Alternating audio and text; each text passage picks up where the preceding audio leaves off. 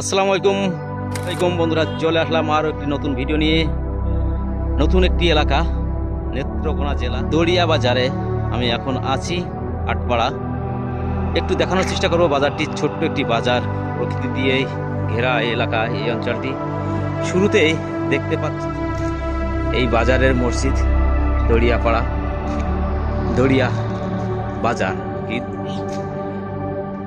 সাথেই একটি স্কুল মাঠ, প্রাইমারি স্কুল। চলুন একটু সামনে দেখা যাক। স্কুল মাঠটি অনেক সুন্দর, গাছগাছালি দিয়ে ঘেরা এলাকাটি, খুবই সুন্দর প্রকৃতি। হাঁস মুরগি দিয়ে ঘেরা এই অঞ্চলটি।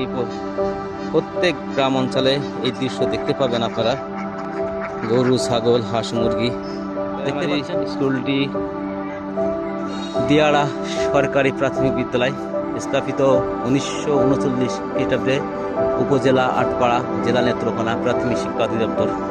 দেখতে পাচ্ছেন বিশেষ সহ প্রাইমারি স্কুল। সাথে দেখেন কত বড় একটি মাঠ, খেলাধুলার জন্য এমনই একটি দরকার। আমরা ইট পাথরের রাজধানীতে মাঠ তো দূরের কথা, স্কুল ভর্তি থাকে।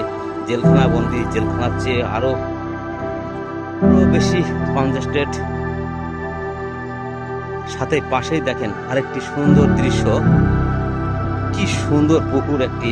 আপনি মন চাচ্ছে এখনই লাফ দিই পুকুরে গোসল। পাশেই দেখেন হর্তকি গাছ, যে গাছটি দেখছেন এটা হর্তকি গাছ। জীবনে স্মৃতি আছে হর্তকি।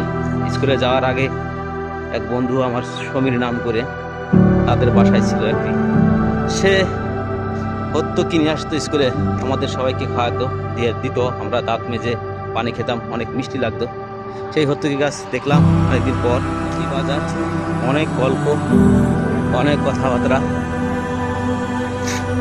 ছোট্ট একটি গ্রামের চায়ের দোকান, একটি সংসদ ভবন, সেখানে বিভিন্ন প্রকারের সংসদীয় আলাপ হয়। আজ এলাকায় তার ব্যতিক্রম নাই, প্রতিটি এলাকায় একটা চার দোকান মানে একটা সংসদ। বড় না বাজারটি, ছোট্ট একটি বাজার, একেবারে গ্রাম অঞ্চল। শহরের থেকে অনেক ভিতরে, 10-15 কিলো এই বাজারটি। প্রতিটি চায়ের দোকানই আসলে জমজমাট। দেখতে পাচ্ছেন বাজারটি। দেখতেই পেলেন আসলে বাজারটি ছোট্ট একটি বাজার, কিন্তু প্রকৃতি দিয়ে সৌন্দর্যে ঘেরা এই বাজারটি। চারিদিকে মাঠ, সবকিছুই ভালো লাগার মতো। তাই এই ভিডিওটি এ পর্যন্তই। আল্লাহ হাফেজ, আসসালামু আলাইকুম।